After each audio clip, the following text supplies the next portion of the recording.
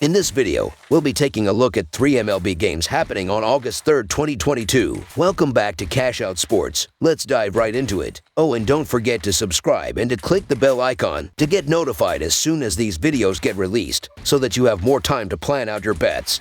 As we provide these videos on a daily basis, I can guarantee that you'll have all the important information that you'll need on these 3 MLB games after fully watching this video. One more thing before we start. If you would like to gain access to our best exclusive betting picks to take your sports betting journey to the next level, then check out our Patreon in the link down below where we offer anywhere from 1 betting pick a day up to 10 betting picks a day and much more. Now let's get started.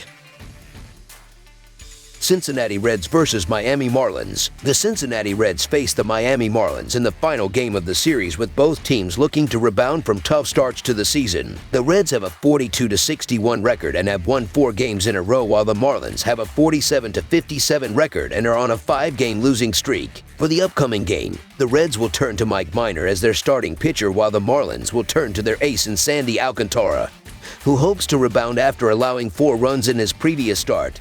As their starting pitcher, Cincinnati is 5-0 in their last 5 game threes of a series and 7-20 in their last 27 Wednesday games. The over is 5-1 in Cincinnati's last 6 Wednesday games. Miami is 0-5 in their last 5 games and 0-9 in their last 9 home games. The over is 18-7-1 in Miami's last 26 game threes of a series. The under is 20-7 in these two teams' last 27 head-to-head meetings. The Reds are looking to sweep the midweek series and look to pull off the upset and provide great odds in the process as road underdogs. The problem is that the Marlins are turning to their best pitcher and look poised to control the game from the first pitch. The Marlins should constantly drive in runs with Jesus Aguilar, Jesus Sanchez, and the rest of the batting order stepping up and making hard contact against Mike Minor and the rest of the Reds pitchers. The Marlins should limit a Reds lineup that will be without many of their key contributors from the first half of the season, with Sandy Alcantara rebounding from a 4-run outing and pitching multiple scoreless innings to allow the bullpen to close out the game with a comfortable lead. Alcantara has been pitching pretty well lately, with 8 earned in 19 innings over his last 3 starts. He's given up a combined 14 hits and 8 walks in that time.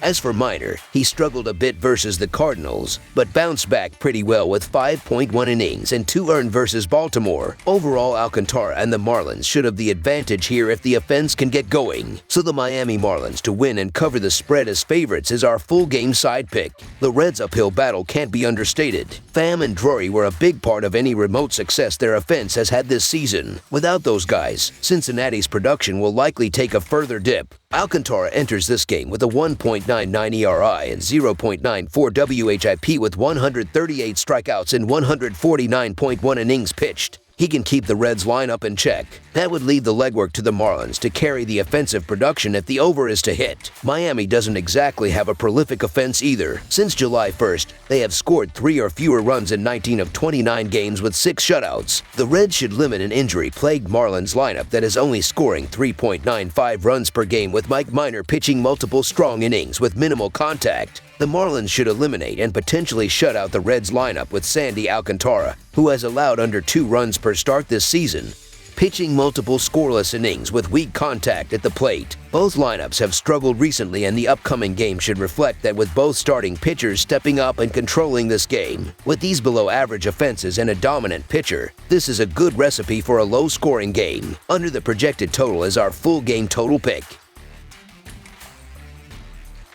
Milwaukee Brewers versus Pittsburgh Pirates. The Milwaukee Brewers will go on the road as they take on the Pittsburgh Pirates at PNC Park. Freddie Peralta will take the mound for the Brewers. Tyler Beede will be the starting pitcher for the Pirates. Milwaukee is 17-8 in their last 25 Wednesday games and 1-4 in their last 5 division games, while the over is 13-3 in their last 16 game 2 matchups. Pittsburgh is 36-75 in their last 111 division games and 2-12 in their last 14 games overall, while the over is 5-0 in their last 5 Wednesday games. The Brewers are out to build their lead in the National League Central and should fare far better than they did in last night's series opener, which they lost 5-3. It's been a close race with the Cardinals, but they've largely maintained the lead throughout the season off the back of their starting rotation and great top half of their lineup. They have been one of the best teams since the All-Star break, winning each of their 3 series. There were some mixed reactions when they decided to trade away closer Josh Hader on Monday. However, they received 4 players in return, including closer Taylor Rogers,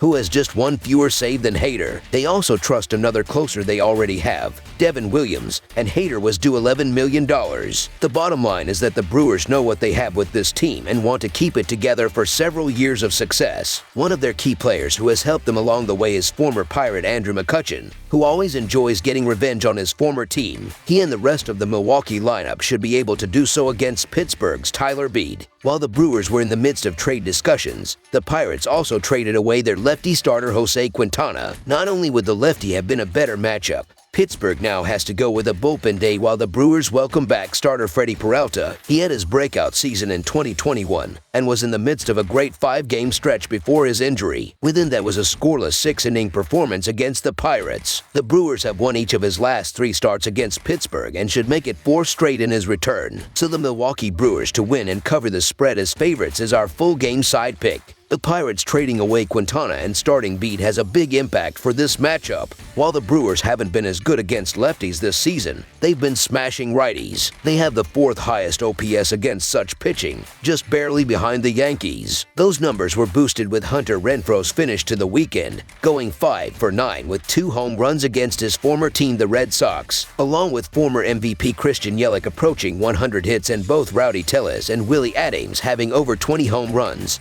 The Brewers lineup is running on all cylinders. That's great news for a high-scoring game with the bullpen day in store for the Pirates. Not only is Beede tasked with facing such a stacked lineup, Pittsburgh's bullpen is the 4th worst in the league. They won't be coming into this game with a day of rest as they did last night, and they used 4 different relievers in that game. Peralta has not appeared in an MLB game since late May due to an injury, and he was not stretched out much in his rehab start. I would be surprised if he makes it through more than 4 innings on Wednesday. Meanwhile, Thompson has been horrendous over his last 2 starts. The Brew Crew bombed 3 home runs last night, so expect more base runners this time and for them to take this game in high-scoring fashion. The Brewers have been hot of late, cashing the over in 7 of their last 10 games. I expect this game to follow suit. Plus, I do not have a ton of confidence in either starting pitcher in this matchup. Over the projected total is our full game total pick. Chicago Cubs versus St. Louis Cardinals. The Chicago Cubs have been struggling this season, but playing well as they have won 7 of their previous 10 games before the trade deadline. They will be sending young southpaw Justin Steele to pitch as he lost to the San Francisco Giants last time out as he threw just 3.2 innings and gave up 4 runs on 5 hits with a hit by pitch, a walk, and 6 strikeouts. The St. Louis Cardinals are trying to catch up to the Milwaukee Brewers in the National League Central race as they are building up at the MLB trade deadline. Right-hander Miles Mikolas will get the ball here and is coming off a victory over the Washington Nationals where he threw 7 innings and gave up 2 runs on 6 hits with a walk and 4 strikeouts. The Cubs are 7-3 in their last 10 games on grass and 7-3 in their last 10 overall. The Cardinals are 5-2 in their last 7 home games and 17-6 in their last 23 during Game 2 of a series. The under is 6-1 in Cubs' last 7 overall. The under is 5-2 in Cardinals' last 7 overall. The Cubs are 4-1 in the last 5 meetings in St. Louis. The St. Louis Cardinals are trying to be aggressive at the trade deadline and already acquired Jose Quintana while the Chicago Cubs are selling off pieces. Justin Steele is 1-3 with a 4.78 road ERI in 8 starts this season, while Miles Mikolas is 4-2 with a 2.31 home ERI in 10 starts so far. These offenses have been on 2 completely different levels in the previous 4 games as the Cardinals are scoring 5.75 runs per game while the Cubs are averaging just 2.5 runs in that span. Justin Steele has been solid this season,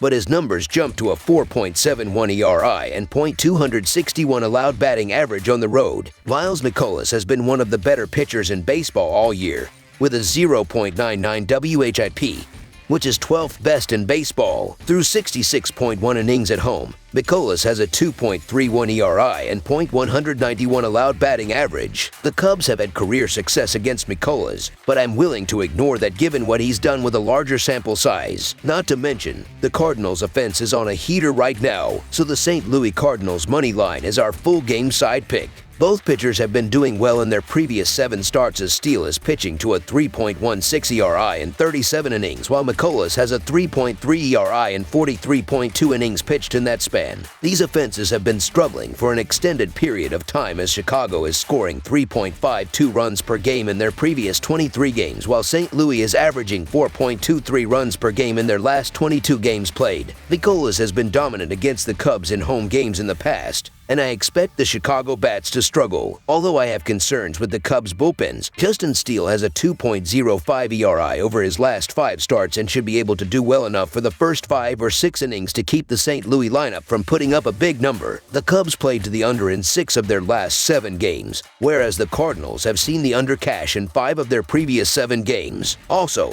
the under has hit in 6 of the previous 8 games played in Busch Stadium between these teams. Under the projected total is our full game total pick. That's all for now, so if you have any other games you would like reviewed, then leave a comment down below with the game you would like analyzed. Subscribe to our channel, leave a like on this video, and we'll get to it as soon as we possibly can. We would also love to hear your opinion on the picks presented to you in this video, whether you agree or disagree with them, so leave a comment down below and do let us know.